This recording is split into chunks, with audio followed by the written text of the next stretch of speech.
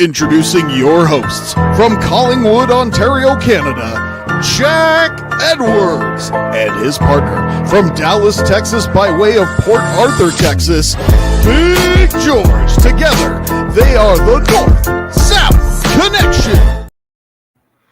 Hello, everyone. We are the North-South Connection. Thank you very much for joining us tonight.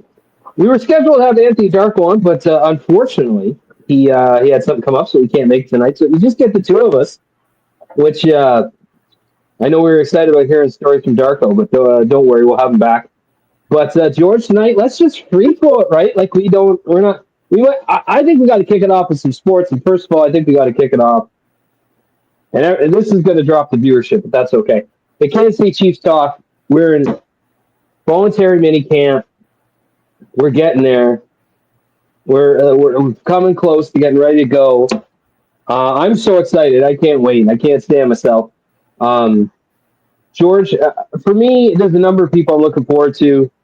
But I think the key to the whole thing everyone's talking about is Josh Simmons. Everyone's talking about Josh Simmons. Everything everyone says seems to think he's he's what he is purported to be. Could we have our left tackle? I would say so. We do.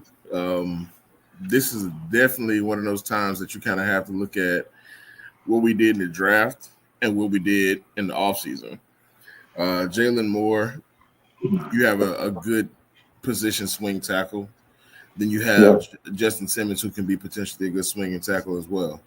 So with either one of those being able to kind of play both sides, there's no lapse in play, well, should not be. And if it does come to one of those games where you see Juwan Taylor has to get pulled, then we get to see, both tackles in there early and see exactly what they got. I like the fact that they're not rushing Josh Simmons because in the same sense of the word, like that patella tendon is still going to be something to watch. And the way he moves, it's important to have everything intact before we get to go ahead and do it again. As a larger male myself, who has played the position, I know once your legs start to get worked in the sense of like you're starting to have more injuries, starting to have more tears, the recovery process is slow, but it's plentiful if you do it right. And with Josh Simmons being an athletic freak, I think he'll be really good and in shape by the time training camp comes around, and we can definitely see what we got. I think training camp should be lights out. I mean, this year I feel like it's one of those years to where it's going to look a lot better on paper simply because of the health in the beginning of it. Hopefully everything kind of works out with the new draft picks. I'm more excited for Jalen Royals as we keep going. Like, not going to lie. Like, at first, I'm not necessarily saying I was out because I'm never going to be out on anybody the Chiefs draft. But at the same time, I'm like, his film and watching his body work and his hands, he's got some potential there that is going to really be scary if Rasheed stays at number one status and Xavier Worthy can get better from last year and he can have a progressively good year like those two guys did. Like, if you think about it, the last 3 years, we drafted a wide receiver that is going to potentially be on the roster for a while and everybody be able to get paid at some point in time too. So they did it really well if they can work it out right. I just feel like this is the perfect time to go ahead and, take advantage of what we actually have right now. We have a Hall of Fame quarterback in his prime. We got a really good offensive line. We have a great set of receivers. We have some decent running backs. I think the running back room is probably the weakest that you can see on the roster, but I don't see it as weak. I'm gonna rant on the right. I think people are comparing it. I think they expected other things. They were gonna give Pacheco a shot. Everybody wanted Kareem Hunt to come back. I think Rashard Smith though is the lightning rod there. I think he's the guy to watch. And that he has good hands. And Andy loves running backs with good hands. We talked about it. He used a lot of good running backs in Philly who had good hands. So I don't even early on in the Chiefs, like when they had Charkandrick West, Spencer Ware, and the running back committee, like even Damian Williams was in there. Like there was no clear cut front runner until there was a clear cut front runner. Yeah. And I think that's kind of where we're at right now. And I think Pacheco deserves a good shot. And honestly, contract here too. I really hate that like they kind of threw him away so early because he has had some injuries early, and I think that kind of goes against what we've seen. Like the weird thing about it is Pacheco was the hottest thing going his rookie year. Yeah. Then what's his name for the Falcons get drafted? Bijan Robinson. Then it's like, oh, we need a Bijan Robinson. Then the next year Gibbs gets drafted. Oh, we need a Gibbs. It's every year y'all want the hot new toy. Y'all don't realize what y'all have until y'all actually need it again. And then, of course, that bandwagon for Pacheco is going to be right back on schedule I'll say by week 2 and 3. See him getting about 50 to 75 yards a game if he can kind of pull that off. Because I'm not looking for him to have, 80 to 100 yards. I'm not looking for that. But I'm looking for like if you can get max 50 to 75 all-purpose yards out of him. And I know you're going to get some close yard touchdowns. I know you're going to get some, 5 to 10 yard bursts. If he's not as hurt as he was last year, you can get those stats from his rookie year plus a little bit more simply because he's able to kind of understand exactly how to cut through lanes. Yeah. So I just feel like it'll be good. And then, of course, Trey Smith going into training camp today, which was not training camp, mandatory camp because, of course, I think that's a huge thing that we were all kind of worried about as far as what our offensive line was going to look like between guard, center, guard. And I think that's always going to be something that we kind of want to have to sew up. Creed being there is a good spot. Trey, like I say, and then, of course, whoever they have at left guard, which is the question mark. Right now, it looks like Kingsley's got the inside track, which you would love to see, like for the young guy who come back and at a new position. He seems motivated. I'm looking forward to a few guys on the defense. Ashton Gelati, as I said before, looks to me like he's going to be a player. Noel Williams, the corner, is going to be interesting. I just think we have a lot of weapons. UDFAs out there too, like Jay School, the tight end. Yeah, out of Clemson. One name I keep seeing pop up on my screen. It may be because the last name kind of just jumps off the page, but Brandon George at linebacker. He's actually been somebody. He's.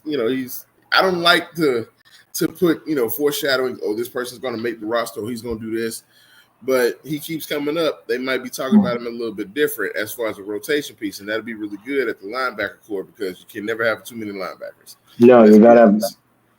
So I like the way we're looking for the Chiefs. I think we're obviously heading in the right direction. But George, we had a pretty good conversation off, so we're going to pivot now to no wrestling.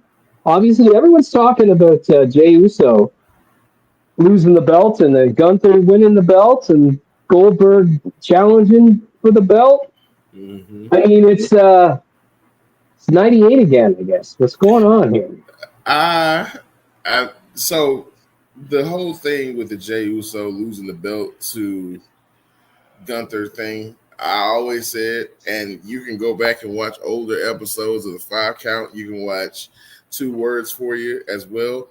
Like I said it myself, the reign of terror should have lasted through Jey Uso. He should have never lost the belt. He should have just kept on and holding it. Because then it just seems like everything after that was a reaction to something. Mm-hmm. Now, Jey Uso has the belt. That's a reaction to the crowd. Jey Uso loses the belt. That's a reaction to the business because he was never supposed to get the belt. Like, it just seems like a reaction. And I'm like, it's okay in hindsight. But throwing Goldberg in the mix and kind of making him a championship contender, all of a sudden it kind of is like, I never asked for this in hindsight. But at the same time, I feel like, there's always that WWE legend that kind of comes in to kind of play their hand. But it's kind of weird to kind of see Goldberg come in right now to face Gunther for the title after not wrestling for y'all seen the last time y'all seen him, Brock Lesnar was in the company. And that's been a while now.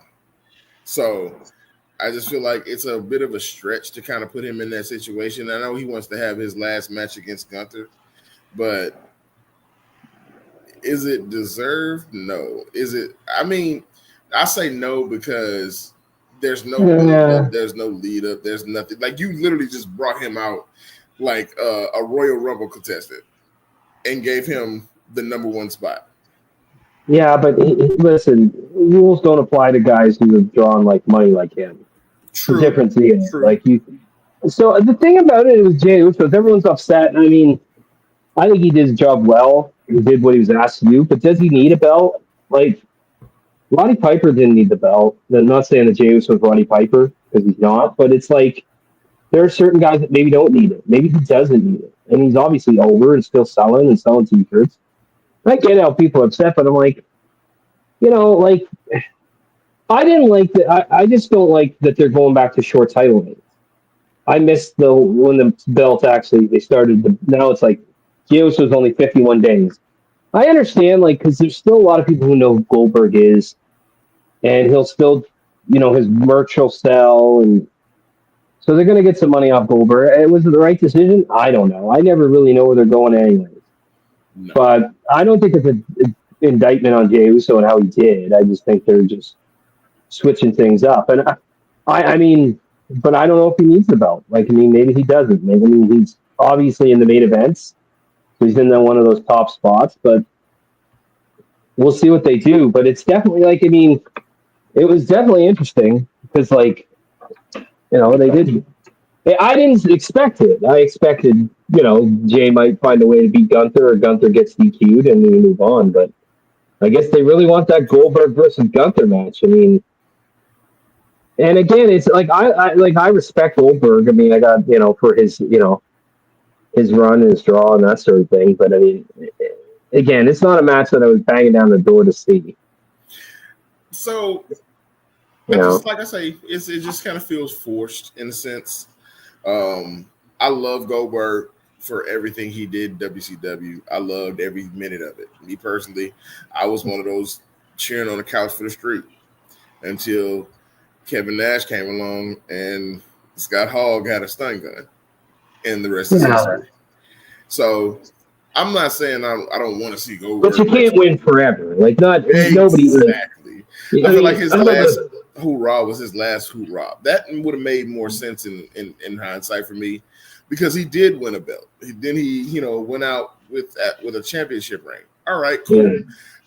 Goldberg as the Universal Champion will still be one of the things that I was like, it's Tuesday.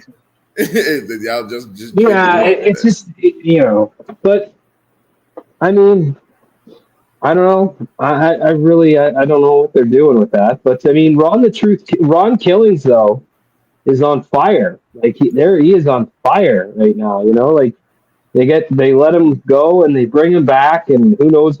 Everyone's like, is it a work? Who gives a shit? It's a good angle, no matter what it is.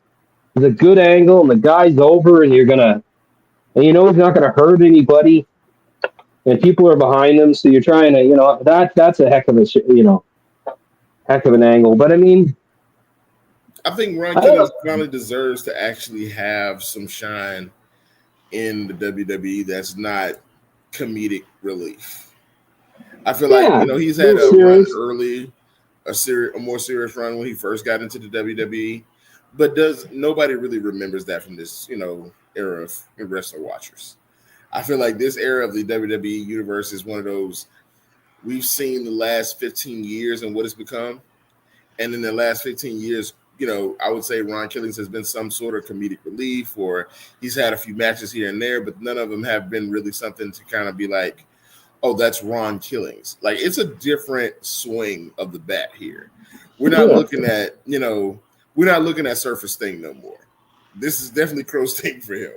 That dramatic turnaround that gets all the fans going. Like, everybody has that one moment where they're literally one person before they become something else. Like, before Austin 316 was born, he was still, stunning Steve to a degree.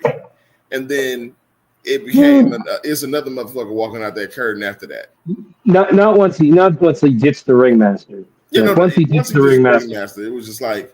But he still had to establish himself as Stone Cold Steve Austin. Like, what was the thing that sold Stone Cold Steve Austin? So at the same time, like I say, he was still kind of studying Steve. He was still kind of doing his finding himself. Then 316 happens, then he becomes something totally different. So Ron Killings for me is actually going into a phase where I feel like he's definitely going to be a lot more taken seriously. I hope it's one of them situations where every time John Cena comes out, Ron Killings comes out and he's watching over his shoulder like, where the fuck's Ron at? Like the whole night. Just like, it's like some old WCW stuff. Like when they used to be looking for Ric Flair in the ring, Rick would be anywhere. And Rick would come out of nowhere under the ring, punching. He was a cameraman. He was doing all that stuff. So he was kind of the first person to kind of do that for me in my eyes. And I think that, if they did something like that with Ron Killings, where he would just show up every time John Cena was on camera, it'd be dope as fuck. He'd start whooping his ass or some shit. Like, it'd be great. But that'll kind of make that heel run for John Cena a little bit more entertaining, because in a sense of, I like the John Cena look as far as him being a heel. I also feel like there's some more heelish stuff that he can actually do to be a little bit more hard, I guess. But I mean, it's a it's not a bad run, I'll tell you that though. Like they're putting something together, that's for sure. But George, so what have you been watching? What's some of the wrestling you've been watching lately? Anything that I know you watch a lot of old WCW. Unfortunately, since Goldberg has come back, I did flip the card back to the streak. I was just kind of appreciating some of the wrestlers that he got over on. And I was just kind of like, some people like, Hugh Morris. And I'm like, some of them people just really... He had some really wild matches with people. Just like beat him in like 12 seconds. Murdered Stick Boy. Stick Boy was crazy. Lodi. For what, like, Lodi was like one of those, gimmick wrestlers, kind of like, he was there, but he was also one of those people who was like, you can kind of see him in the ring every now and again throwing some good punches, but it wasn't nothing like facing Goldberg at no point. Dude, I'm going to just say this. I'm an old head in the eyes of a lot of wrestling fans on the internet, because I'm like, I think wrestling was better before social media. I think wrestling was better before everybody knew it, everything about it. But if you weren't alive during when Bill Goldberg was on the street, I was in, so I lived in a tent. My now wife, I was at her place, and I biked back. So it would have been probably a 25-minute drive. So it was a fairly big bike ride. And I'm not that athletic. To make sure I got back to watch, because it was Tuesday, and in Canada, Nitro was on Tuesday, Raw was always on Monday. And I made sure I got back to watch Goldberg beat Hogan. He was so red hot at the time, just plowing through everybody. Like, my dad would watch Goldberg highlights and just like laugh, because he's just killing these dudes. And it was a great, great job. But I mean, you could say everyone's always a gimmick, but the real guy is Goldberg. Like, he is the real guy. He is the wrecking machine. Like, and so I think that's one of the things that people like. Obviously, yeah, he's like 58 years old and he looks, I hope he's okay. But there's a reason why he's there, because he made a lot of money for a lot of people in this business for a very long time. Not for as long as other guys, but like still a long time. And like, but his peak was as hot as anyone in history. Like, anyone. So to understand how big Goldberg's peak was, Stone Cold Steve Austin had a rocket strapped to his back. Goldberg was hanging on the bottom of that rocket, because they went up about the same time. But Goldberg wasn't as big in '97 as Austin was. Austin was a slower build. Yeah, Austin was built from June '96 to like April '97, '98.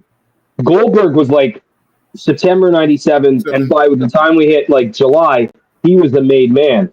So he was more like just straight up. Skyrocket. Austin was slower, and Austin, I think, had the longer and obviously more impactful run. Absolutely. But like, we can't deny it, and I mean, people might be still ticked off of it, the Starcade thing, but I mean, you can't. I mean, was it a great finish? No, but like, I think probably Nash should just beat him clean. If you're gonna beat him, like, I mean, and I think at that time Nash, I've heard him say that there was a bit of fatigue for Goldberg, and I would discount that. I think when a guy, like he always said, he became the Yankees, and I'm like, that's not a bad analogy. So yeah, I mean, that's pretty good. That's pretty accurate. He really did become every Monday night. You were kind of looking at somebody's getting run in on by Goldberg. Yeah.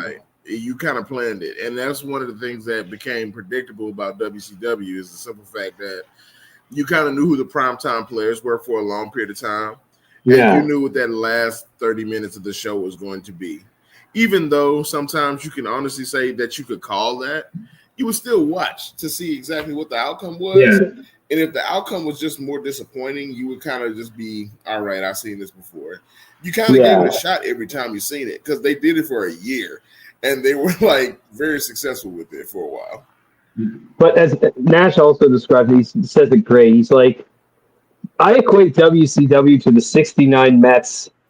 He's like, yeah, we won it that one year, but we ain't the goddamn Yankees. And it was really true. And I mean, but to live in that time and to like when that like wrestling was the hottest thing. Now it's hot and it's cool, but like there was nothing that was more popular, I think, than wrestling. It was so popular, and but I just hope that hopefully it's a good match, and we'll see. I'm sure Bill's going to make money on it. I know that. I wonder if his kid is going to be, if they signed him to an NIL or they will, because they signed. That's another thing. They signed Brock Rex Steiner or Scott Steiner's son, Jacob Henry, and Titus O'Neil's son, kid, to NIL deals. So I wonder if Gage Goldberg, who plays for Colorado, might be on that list too if he ever wants to get into wrestling. I mean, that's a list we haven't got into either. Like, not necessarily father-son duos, but legendary wrestlers and their kids that get into the business. I mean, you do got Ric Flair, Charlotte Flair. You got Rick Steiner, Braun Breaker. You got the Rocky Johnson and The Rock. You got a couple families in there that are very, very, very prestigious as far as how they kind of have their kids kind of come in after them and be very successful as well. So that's another thing. They did a really good DVD years ago. I think I still have it on the families of pro wrestling. They kind of went through them, and I mean, it's changed since then because you look at the Rhodes family, Dusty, Dustin, and Cody. You look at what Cody's accomplished. Mm-hmm. You look at obviously the Samoan dynasty continues, to just grow and grow and grow, and so I mean, I think that's a really good one. I think there's some underrated ones. I think one of the underrated dads for me when I looked at it, the underrated guy is Bob Orton. Like Randy's done what Randy's done, but Bob Orton was really good. Bob Orton was in the first and second WrestleMania. He fought. He wrestled. I believe he wrestled the first. He wrestled on the first Saturday Night's main event against Hulk Hogan. No, I don't think it might not have been him. One of the early ones, and he boxed Mr. T. He was a big star in the early years, and I just don't think people realize. Randy's good, but Randy's also third generation. But his dad was freaking awesome. There are a lot of Cowboy Bob was definitely one of those who was slept on. I think that's one of the people who you kind of have to look at as far as pioneering and trying to pave the way in a certain alley. I think there's a lot of people who can't say they don't take a little bit from his game. I'm not gonna lie. There's a lot of things that Cowboy Bob Orton has done that people don't recognize as much simply because Randy's just that guy, Yeah, Randy was different. Randy's much bigger. Randy's like just it's a different era, different style. Bob was just solid and was really really good everywhere he went. So like there's a lot of those, and it's nice to see more and more second generation, third generation getting into the business. And like you look at the list that we just went off, and they're all great athletes, right? And they want to hire athletes. I think that's the key. Somebody was talking about this. I think Callie Johnson, who's on Evolve, I think somebody said how they really have some things going for her. And you watch her; she's a physical freak, like just freak athlete, and just really that part of it. They're doing well. They recruit really good athletes. So, but yeah, definitely down the line we got to talk about more families. There's some really good like. I think maybe it's hard to do top 5 second generation wrestlers. You always have to do them in eras and decades. I mean, there's a lot. Like I said, there's a lot of people. You still got Snoop Fly Snooker, and then you got Tamina, his daughter, and and his son, who didn't get a lot of chance. But a guy like Kurt Henning's second generation, and it's hard to say. For me, it's hard to not when you talk about the top 5 second generation, third generation wrestlers. He's got to be there, but maybe but there's a lot of them now. Harry Smith, I think, is a good one.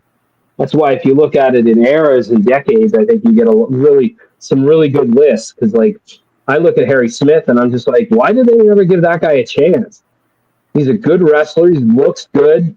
He doesn't have personality, but they made money off other dudes that have that personality, and I think he's fine. I think he's got personality. I think he'd be a big star. So I don't know why they never gave him a shot. But there's a lot of people third generation wrestlers as well. You got Curtis Axel. Curtis. He did okay. He was okay for a while.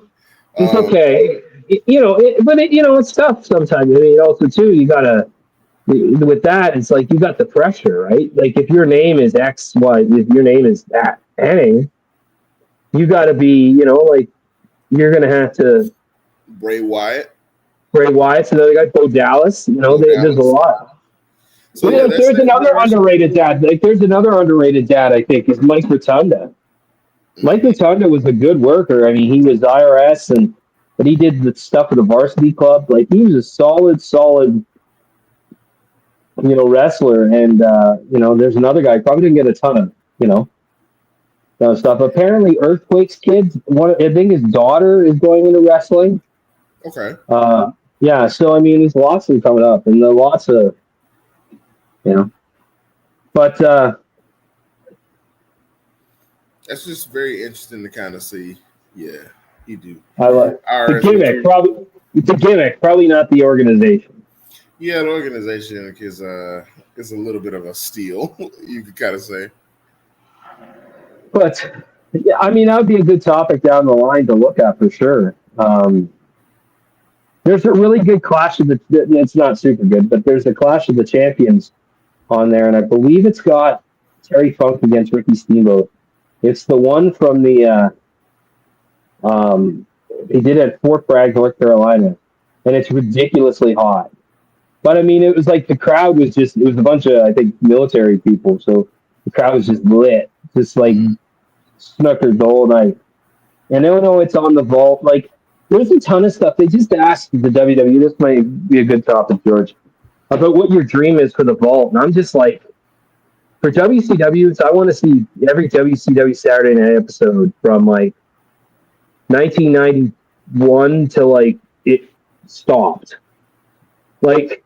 The ones in the 90s, 97, 98, 99, when I want to see that.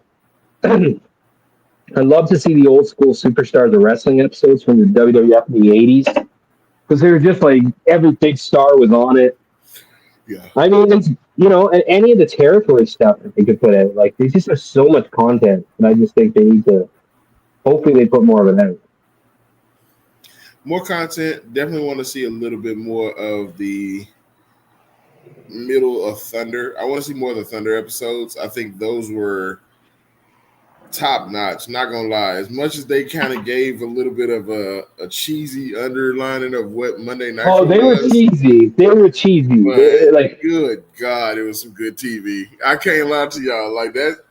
That was when you can kind of honestly say wrestling was definitely kind of taking off to the point where it didn't need the internet. The best of DDP, that'd be pretty cool. I know he had a lot of matches that were spontaneous. You know what's funny? I watched something about DDP the other day. He was the only motherfucker who got offered the NWO like twice and turned it down twice. Yeah. In the same way. You know, I was just like, what if DDP would have went to the NWO? Like, how much of WCW it wouldn't work. You know, down the drain. He was getting over as more the like the anti-hero type thing, and they needed somebody to work against. And I'd like the story goes, it was like Hall and Nash kind of was like, hey, this guy's getting over, let's use him. It worked out great because DDP had a nice run, and he, the matches like Goldberg. I think Goldberg's best match ever was against DDP. I think the one he had about Halloween Havoc 1998 where the lights went in. And then they had to kind of do so. That's a Hogan Warrior match. We got Hogan Warrior. I remember that night distinctly because Halloween Havoc came on, the lights went out, and they had to show the rest of the match the next day on Nitro at the end of the show. Yeah. So I was just like, as a kid, I remember that. Like, I don't care where, like, where you were when certain moments happened. I do. In 98, I knew exactly where I was. I was at the house watching it, and I'm like, we paid for this shit because it was pay-per-view back then. You had to call in, get that goddamn phone number, and then, get them to put it on your TV for a little while. And so when it went out, I was just like, I just got to see what happened the next day on Monday night. And sure enough, they showed the rest of the match. But at the same time, being a little bit of controversy, WCW, we got to run it back some goddamn day. So that card was good. It was built up before as like the best WCW card ever. It had some really good stuff. Like I liked the main event. I thought it was good. I wasn't a big fan of Hall and Nash because like I always wanted them together. The whole thing with Bagwell and Steiner was fun. But they had some good stuff. But that main event was really good. That was like one of Goldberg's best matches. So it's DDP's had some good ones. And the one that always stands out to me was the Spring Stampede match against Randy Savage. That's to me what made DDP a superstar.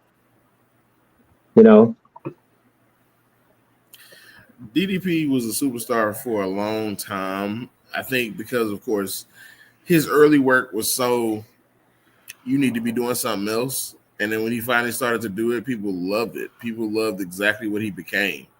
So remember when he was doing the gimmick where he was like broke and then got money again, and the battle ring with Eddie, and he was setting up. That was kind of like he was starting to lay the groundwork because he started late. So I mean, yeah. Bring up to BD. Like when you mentioned the fully funk, crazy Japanese, I'm not a fan. Like I respect those guys. Like they can do whatever. But like, listen, I like Mick Foley and Terry Funk can wrestle each other in a normal catch can match, and I will be entertained. I'm not like the blowing up stuff. It's like that's not necessarily my bag. Like some of the hardcore stuff, I don't mind. And I don't mind a little bit of blood and guts either. I don't like that bullshit when they taking 40 fucking light bulbs and busting them over somebody's fucking head for about 30. Oh yeah, I don't like that out. That bullshit can fucking die any day. Whenever y'all fucking ready, because they can say, "Oh, that's ECW style wrestling." ECW did a lot of shit, but it never did bullshit that was just kind of ridiculously crazy. Well, to where it was they did. That their early shit before they got money. They also had like guys who could work, like Taz and Sabu could still work, and Rob Van Dam, and they had a different look. So, but that was here's the thing. I don't. It's what gave them notoriety, but let's not forget that 94, 95, they had Eddie Guerrero, they had Dean Malenko, they had Too Cold Scorpio, they had Ron Simmons, they had Chris Jericho, they had the Luchadors. they were known as like a wrestling melting pot. Now, a lot of people were attracted to for the violence. I was more like they had really good wrestlers like Tajiri and Super Crazy and Little Guido had great matches. Jerry Lynn was a fantastic wrestler, but they incorporated the kind of hardcore table stuff into the stuff. But it wasn't like. But I'm not gonna like. I'm not a fan of barbed wire matches. Seeing guys get torn apart isn't necessarily something I don't mind a little juice every now and again. I don't mind everybody bleeding because that's part of the business too. But they just kind of went overboard a bit. But again, like, look at that. Remember Taz and Bigelow when they went through the ring? Yes. Like, it's just Bigelow's ass was in through the ring, like in a hole. Like in a hole, living in there. So but I think ECW had other stuff besides just the blood, guts, and gore. Like, that was part of what they delivered. But I think they had a lot of stuff, like good wrestling, wild promos, like all of that. So, and definitely RIP to Sabu. RIP to Sabu.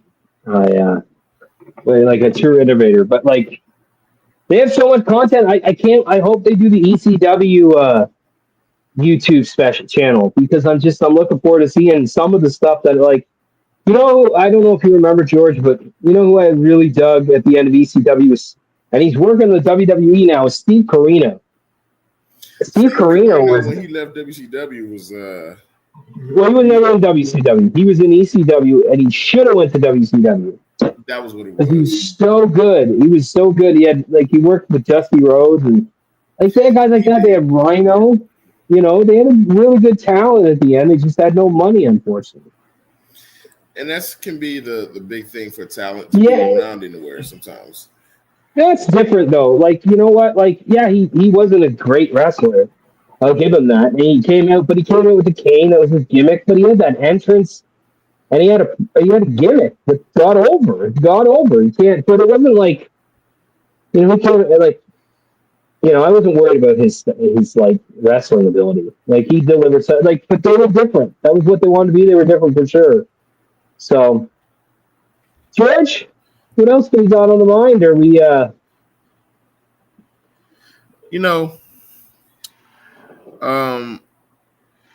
I really think that it's a week for reflection in wrestling for me, because I'm looking back at a lot of stuff, and I'm looking at like how things are building and how the interest level of certain things are kind of coming on. I'm gonna start going back and watching some later episodes of NXT just to see if there's anything that I feel like I've been missing here lately that has not necessarily piqued my interest right off the bat.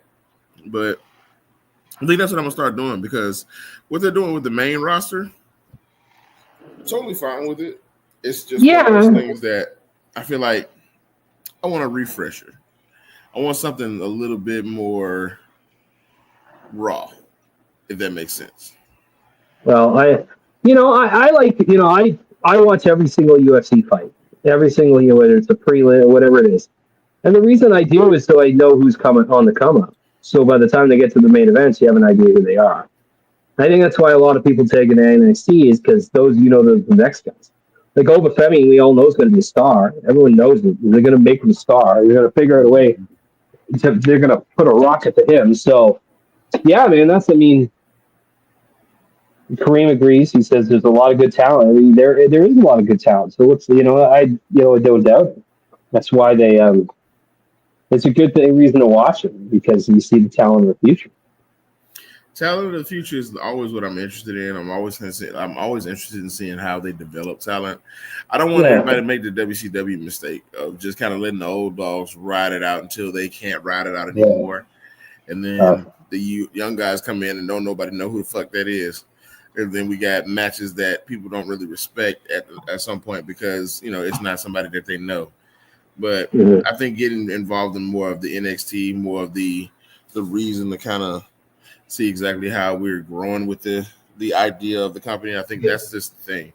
Like, we got to figure out what's going to be the biggest thing happening in NXT and what can they do with it. I mean, there's a lot of different talent that they have in there. There's a lot of different talent that they're not using on the main roster that is still kind of, in the balance. I like Karrion Kross. I think he's actually getting much better to where I like him a lot more. I like Solo a little bit more because of his comedic, relief a little bit. Like he's growing on me. He's like fucking hilarious. Like I can't get past Solo, but like I think the thing is like, what do you do with the bloodline tribal chief thing if there's anything that you want to do with it? I think they've run their course with it. Yeah, we don't listen. I don't care who the tribal chief is. I care who the fucking werewolf is. And people want to cheer him. They're going to cheer him. And Solo's playing his part well. And then you got Mateo there, who's just a hoss. Right. So I mean, like, I think that's the thing, though, is that like in the end, I think Michael Cole made a comment a while back saying, "Blah blah blah." We do storytelling. It's not pro wrestling or something like that. I'm like, as long as it ends in a professional wrestling match, it should be pro wrestling. And I think the one thing that people need to, I think, going forward is the matches matter. Like, there are matches that people want to see. And I just hope they don't go back to the old well, like, of giving them away every week. Like, let's build things. Like, give them when they matter. Because there's a lot of guys that I think people are willing to get behind.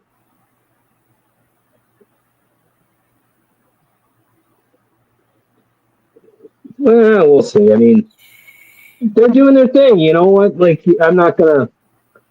They're employing people. They're giving people an alternative. Wrestlers are getting paid more. So, I mean, we'll see. But it's just, ratings-wise, it's not hopping right now for them. I mean, but, the fact that you pay all these people all this money and you can't get people to watch. Like, I feel like there are people who left WWE and then, just to go over and say AEW is a better company, just to say it. They go over there and do whatever the fuck Tony Khan wants them to do. And it don't even really be shit. Like, to me, it's feeling more of a soap opera over there. Like a UFC soap opera. That's what it feels like. Because they issue more blood than anybody I've ever seen in wrestling in a long time. They want you to bleed from everywhere, from anything. And like I'm like this.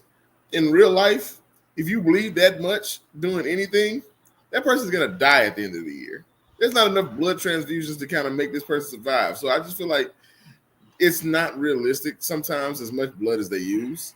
So what's funny, because people talk about sorry to interrupt. People talk about AEW and said, "Oh, blah blah blah." They shouldn't be worried about WWE. They should be worried about TNA. TNA has some stuff cooking.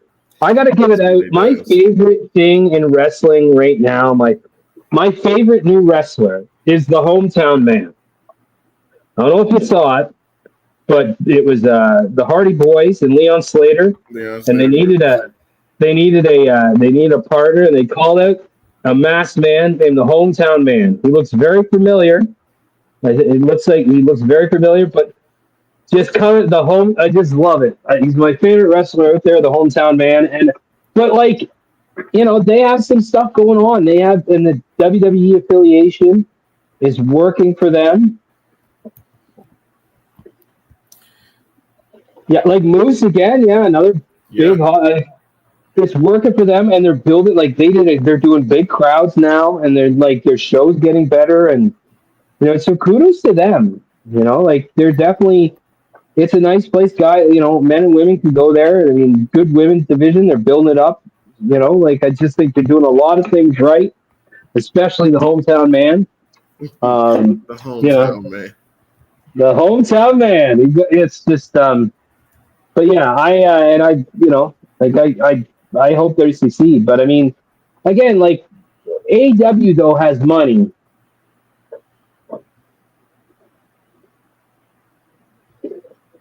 The trickster, like George, do you pay attention? Like he seems to be doing a little better. He seems to be, doing it like being a little bit more of a personality. I think it's nice that they're featuring him there, giving him, introducing him to more of an audience. I just feel like Trick is definitely one of those people who, the more ring time he gets, the better he'll be. And the more mic time he gets. The more mic time he gets. The more he gets comfortable on the mic. The ring time will come, but, He's in the ring, I feel like there's some refining that he can do to a little bit of his craft to kind of make it a little bit more feasible for some of his moves to kind of go over against bigger competition. He'll get better. Yeah, no, he'll definitely get better. But I feel like he has a perfect finish. He can do it to anybody. So that's always a plus. So going up and down the roster, if you can see him making a trick shot on bigger guys, that's always a good plus. That kind of lets me know that it's not going to be something that they kind of look at as the random, champion that kind of comes across. He going to hit his certain move on certain people. Like at a certain point, you knew, Kevin Owens wasn't going to hit pop-up power bombs on Braun Strowman. Wasn't going to fucking happen. But at the same time, you still have to kind of get over with the special. And I feel like if you got a good finisher that kind of goes over well, then you can kind of work that.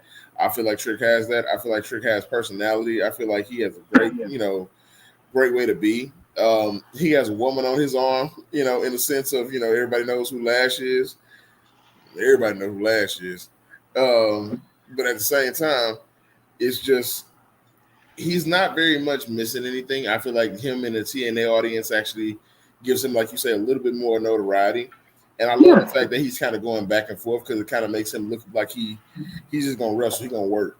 And it's just, he works different people, keeps him fresh, right? You're not seeing him like you're seeing him work different opponents. And so I think that's good. But, I think they're doing well with him. Like, they obviously have faith in him. So Absolutely. Absolutely. George, I think it's time to call it a night. I would say so. A lovely, episode where we just kind of, called it in the ring, as they say. So I had to. Yeah, but I appreciate the time, and what a lovely evening. But I think it's time to hit the hay. Yeah, no, definitely. I do appreciate y'all for coming out and watching. Even though we didn't have a special guest kind of come in, of course, we'll definitely kind of redo something for you guys to actually see as far as who we can get in here and interview and actually, get to talk some good old-fashioned wrestling from their perspective. But like I say, like, share, subscribe. We're here on Twitter or X if you are new around the block. Also YouTube and Twitch as well. So like I say, come in, like, share, subscribe, comment, give us your all. Yeah. Thanks everyone for joining us. Have a good one. Peace.